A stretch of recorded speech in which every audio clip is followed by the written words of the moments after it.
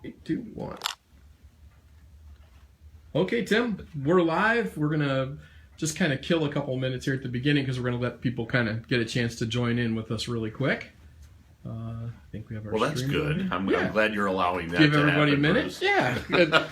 It's always fun to sit here and talk to ourselves, but... By the way, it's great to be back with you. It's been a while since we've done one of these video things. Yeah, I know usually we're talking high school football, but just kind of decided to take a little crack at this today and talk basketball instead. See, the problem is we're not surrounded by food. I know. When we did it all during the football season, there was some great food around us every week. A lot more fun to do it that way, too, let me tell you. All right, I'm going to zoom us in here just a little bit, and we'll get set. We have a few people joining us now. So for the people joining in, if you guys have any questions, I'm going to feed your questions straight over to Tim. Let's start out with a little bit. What have you been doing with the Cavs this year, Tim? Me personally? Personally. Well, from the radio station perspective, we do a show called Countdown at the Q, where myself, along with Scott Zarilla, and on occasion Matt Lodi, we actually do a live courtside show prior to Cavs games twice a month. So we did 12 during the regular season, 2 times a month during the 6 months. And then we now carry that show on WEOL through the playoffs for every single home playoff game. So we've been there right on the floor prior to every single game. I was down there last night prior to Game 3. So we're pretty immersed as far as a Cavalier affiliate station with our coverage and with us being involved with the team and obviously with the broadcast and our own show with the Countdown Show. Cool. All right, I'll tell you what, we've given it enough time, and we're starting to get a good number of people joining in. So let's go ahead and jump right to Game 3. So what were your impressions? We'll get right after it. Well, we were talking last night on the Countdown Show that I just mentioned, Scott Zarilla and I, whether or not the Cavs would be able to bounce back from the real beatings that they took out at Oakland. They just didn't just lose those games. They got handled very, very soundly, especially in Game 2 on Sunday night. So the question would be, number one, can they bounce back? And then number two, is this a good matchup for the Cavaliers? So often you talk about matchups. Does player A match up with player B? Does the Cavs roster match up well with the Golden State roster? So obviously, some tweaks, some modifications had to be made, and certainly they did it in resounding fashion last night. I thought the Cavs would play well. I thought they might win Game 3. I don't think anybody thought you would have a 63-point swing from Golden State winning by 33 on Sunday night to the Cavs taking that and completely turning it around to a 30-point win last night. So I don't think anybody saw that. So it was obviously great to see. And now one day today to get ready for tomorrow. We'll see what Steve Kerr does on the Golden State side to kind of counteract what he saw last night from the Cavaliers. And certainly for the Cavs, the question is going to be, does Kevin Love get cleared to play on Friday night? And then if he is cleared by the NBA and the Cavs doctors and so forth, what role does he have? Because there are some folks who are saying this is a better Cavalier team, again, matchup-wise with Golden State without Kevin Love. So that's going to be a very, very interesting question. Well, what do you think about that question, to put you right on the spot? Yeah, it's a great question because obviously Kevin Love's talent speaks for itself. I mean, he's a double-double guy every single solitary night. As Rick Noland from the Chronicle and the Medina Gazette has pointed out, though, getting back to matchups, it's always about matchups. The Cavaliers might match up better with Golden State when Kevin Love isn't on the floor because that allows LeBron to slide over and take on Draymond Green. So, if Kevin Love is cleared to play, I don't foresee him getting benched. I don't foresee him not starting in the ball game. But I think he would be on a very short leash. I think if Tyronn Lue saw, again, that the matchup just doesn't quite work with Kevin Love out there, I wouldn't be the least bit surprised if he gets yanked pretty quickly and they go back to the lineup that was working so well last night. So, having watched these teams play, how do you see things shaking out tomorrow? I think tomorrow's going to be a war. It is going to be an absolute war. I have a hard time believing that Stephen Curry isn't going to bounce out of this slump or lethargic play, however you want to term it, that he's in and has been in for the first 3 games. He showed some flashes of it last night in the third quarter. You could sense he was starting to get into that rhythm. And if he really gets hot and gets on a roll, we've all seen what he can do. And same with Klay Thompson. He's a terrific talent. So, if Curry gets back to where he is capable of playing, if they get to where they need to be with Klay Thompson, all of a sudden, 73 wins shows you that this is a very difficult Golden State team to beat. That being said, the Cavs are defending Curry very, very well. So we talked about Steve Kerr and Tyronn Lue for Golden State and the Cavs, respectively making adjustments. I'm sure Steve Kerr is deep in the film room today trying to figure out how do we get Stephen Curry some better looks. But I think tomorrow is just going to be an absolute slugfest down at the Q. No way Golden State wants to go back home deadlocked at 2. I'm sure in their minds when they got on the plane to head here, they were thinking if we can get one of 2, we got a chance to go home and win this thing in Game 5. Obviously, the Cavs knew their backs were to the wall. They had to hold serve here on their home court. So each team is going to be playing at a level, I won't say desperation, but certainly an all-out, we got to win this game on Friday night. It should be a great NBA Finals game. Good. Hey, so for those of you who have joined us, we don't want to talk at you. We want to talk with you. So if you have any questions, please just type in your question, and I'll throw it over to Tim. If it's about basketball, that's great. If you want to know where he gets his car washed, that's a whole other story. Maybe he'll answer, maybe he won't. All right, I will admit I'm a bandwagon fan, so I'm definitely not deep into this stuff. But I'll ask a question I've had the whole time. I don't understand how a professional team that's been playing together all this time loses by 30 one night, comes right back and wins by 30. What makes the game so different that there could be such a huge swing? Well, that's a great question. And Steve Kerr was asked that question last night during his post-game press conference, and his succinct answer was, well, this is the NBA. Teams make adjustments.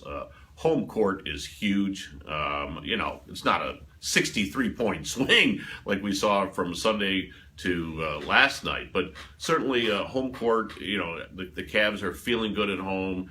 Kyrie got off to such an unbelievable start last night and just played incredibly well. Why a 63-point swing?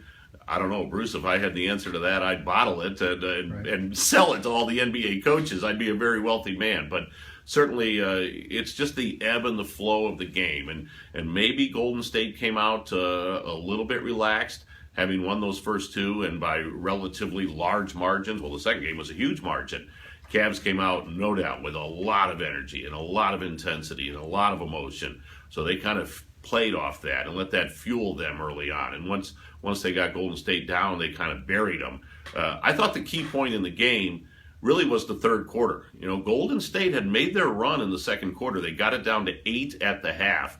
And in my mind, I'm thinking if Golden State goes into the fourth quarter within 4, within 6, maybe 8, they got a real shot at this. But if the Cavaliers can push it back out and blow the lead back out to double digits, they're going to win this thing. And obviously, they really took control in that third quarter. So first couple questions, and it's funny that these questions too. Dan Boone and Shannon Buchanan weighing in, and it's the 2 things I keep seeing on Facebook. Dan says that the referees are the reason, and Shannon says that's all about money. The longer they play, the more money they make. Well, we got a couple of conspiracy theorists out there. Conspiracies abound. I do hear. Well, we'll split it in half because the first one's the calls by the referees. Do you see any kind of difference? Well, I'll say this. In fact, Adam Silver, the commissioner of the NBA, was asked about this last night during his halftime interview on ABC. The officiating has just been awful this year. Do I think it's rigged against the Cavaliers or rigged against LeBron? I don't necessarily think that. I just think there have been bad calls all over the place.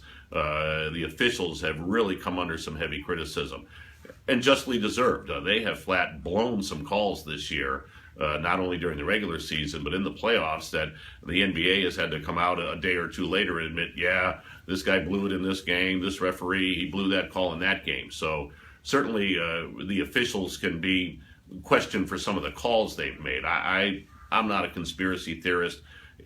I just don't think there's this conspiracy that one team's going to win more than the other.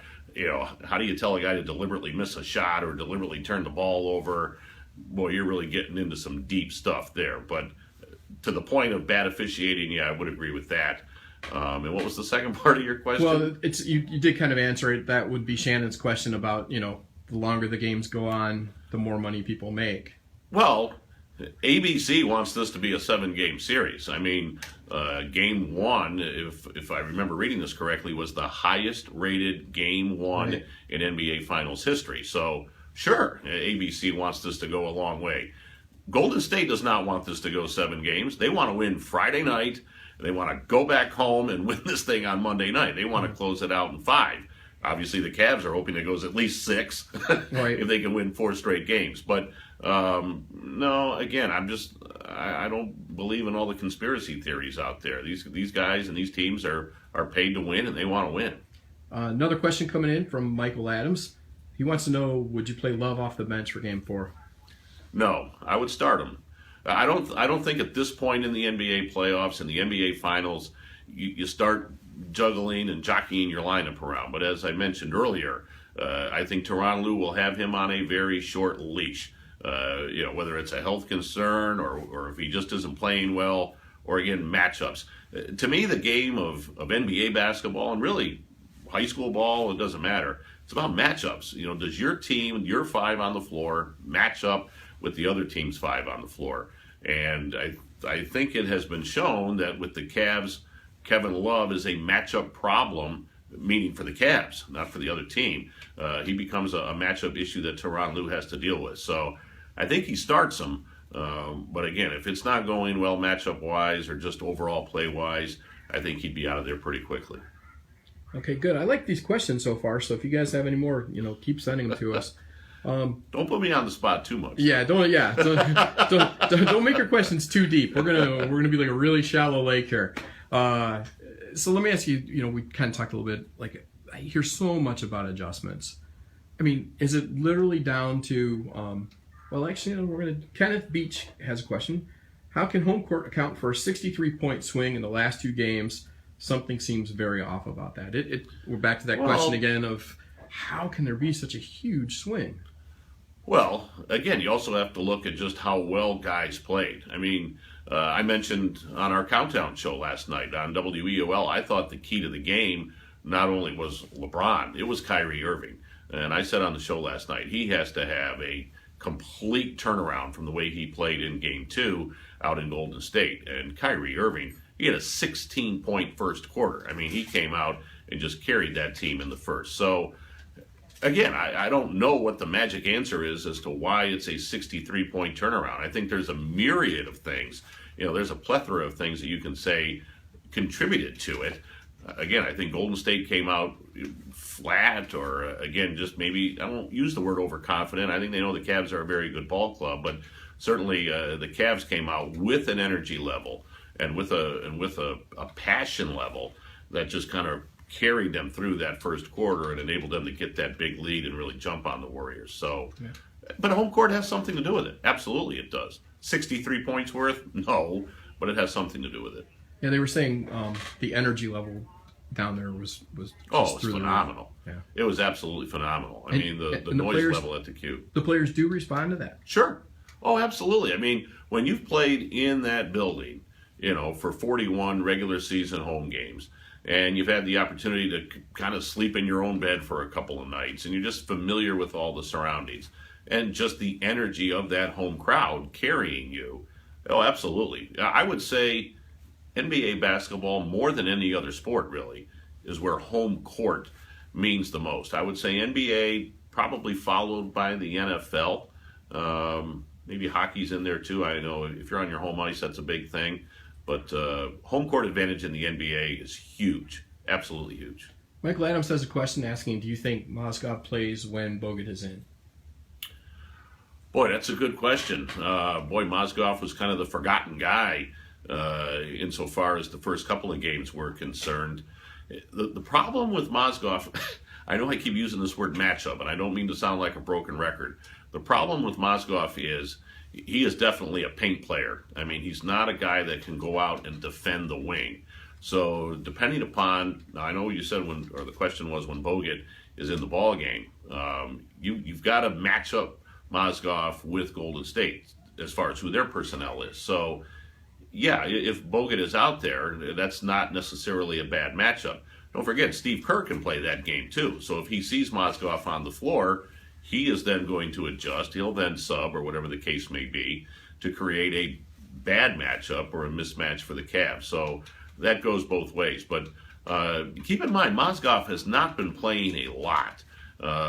So to suddenly thrust him into heavy minutes in Game 4 and beyond in the NBA Finals, I think that's asking an awful lot. But certainly I think spot minutes, matchup minutes when Bogut's on the floor, I think that's certainly something Tyronn Lue would look at, absolutely.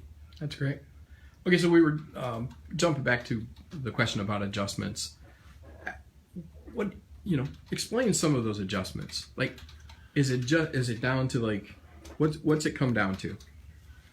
Well, I'm not an NBA coach, but coaches, as I said, I'm sure Steve Kerr and Tyronn Lue, for that matter. I mean, they're buried in that film room today, and they're with their assistant coaches, and they are poring over every possession, every second of the game that was played last night. And as far as adjustments are concerned, they're going to look at, let's say, the opposing team's offensive set and literally break it down possession by possession. How did we defend it? How did we play the pick and roll? How did we play the screen? Was there a matchup that perhaps we can switch off on? Same thing, when your team is on offense, how did they defend us? If they made stops as they defended us one way, is there a way to get them out of that defense? So believe me, those guys are paid a lot of money to make those decisions and make those adjustments. But that's the beauty, to me, of the playoffs, because you get the same team, whether it's 4 games, 5 games, 6 games, no matter how long a series may take. So you're not always looking ahead to the next team and looking ahead to the next team like you are in the NBA regular season. In the playoffs, you're seeing that same team night after night after night. So you really have the opportunity to sit down and make a real chess match out of it. And so I think that's what's happening right now. Now, this game, let me roll them through my head real quickly, but this game is the only game I think in the series so far where there's been one day in between. It is, because it went Thursday to Sunday, there were 2 days. Went Sunday to Wednesday, there were 2 days. This is the only day where you got only game where you have one game now in between. So it'll be interesting to see what they can get done in a day. Have you made your pick for this? I did. I was in the Chronicle Cavs NBA Finals preview. I went with the Cavs in 7. I'm not going to say I'm not hedging on that a little bit, because I think it's a tough matchup. I do. And I think if Golden State wins tomorrow night, this thing's done in 5. I really believe that. But my original prediction was Cavs in 7, but I thought they would get one of the first 2 out in Golden State. So I think that has skewed a lot of people's thoughts. But, boy, Cavs win this thing tomorrow night. Now you've got 2 out of 3. Now, 2 of those 3 would still be in Golden State. But, boy, the whole dynamic shifts a little bit if the Cavs can get Game 4 tomorrow night. Okay. All right, we're getting close to wrapping this up. So if you guys have any questions, now's the time to throw them in there. Don't be bashful. Don't even be shy. Where do you get your car washed, Tim? Where do I get my car washed? Did you just go through your head, like, do we have advertisers? No. Good Elyria business has been around forever. Quickway Auto Wash in Elyria, right there on East Bridge Street. No, they've been around forever. There you go. It's a great place to get your car washed. All right, I'm going to save you from, we're going to go through your shopping list next. Kenneth Beach, it appears to me that Golden State offense is dependent on Cleveland players losing their man in all the switching, creating a wide open three-pointer. Do you think Love is a deficit defending this? Yes. Well, I think that's the issue. I mean, that's what we were talking about. He becomes a matchup issue because, I alluded to earlier, I don't know if he was on at that time, but, Rick Nolan, who covers the Cavs for the Chronicle, made a great point about when Love is out, that shifts LeBron over to the 4 spot, as they call it, which puts him on Draymond Green. He's a better matchup for the Cavs against Draymond than Kevin Love is. So, yes, I think Kevin Love can become a liability on the defensive end. So, but again, it's a matchup issue. Against other teams, he may not. But against this Golden State team, the way they're structured and the way Steve Kerr plays his lineups, it creates a problem for the Cavs when Love is on the floor. Absolutely. Great. Yep. Okay, well, listen, I want to thank everybody for joining us. We really appreciate it. It's kind of a last-minute thing that we just decided to mess around with and see what we could do today. And how did it go, Bruce? I think it went pretty well. There was a good number of people who watched. That's a good sign. And you guys will be able to continue this conversation because this will post to Facebook, and you guys can then argue everything once we're gone, and maybe Tim will chime in on some questions later. So that's the beauty of sports. I don't pretend to have every answer, and I don't think sports writers and all these people that have opinions, none of us have the answers. I mean, that's the beauty of sports. You sit around, you throw it around, and hey, you know, everybody's got an opinion, but nobody's saying that their opinion is the exact right position. Right on. Okay, so throw us a quick plug, and then we're going to get out of here. Well, again, Cavaliers on WEOL. We're proud to be the home of Cavalier basketball, and as I mentioned, for home games, I'm down at the Q, right on the floor, prior to the Cavaliers and the Golden State Warriors in the finals. So I'll be live on the air Friday night from 7 to 8:30. Scott Zarilla and yours truly with the Countdown Show. Awesome. Hey, do you do any tweeting from the pregame stuff? No, we do Facebook, we do Twitter, we do all that. Absolutely. Let's give them all that stuff too. Well, my Twitter handle is TAPBP. Does that make sense? Tim Alcorn, play-by-play. Play-by-play. TAPBP. Scott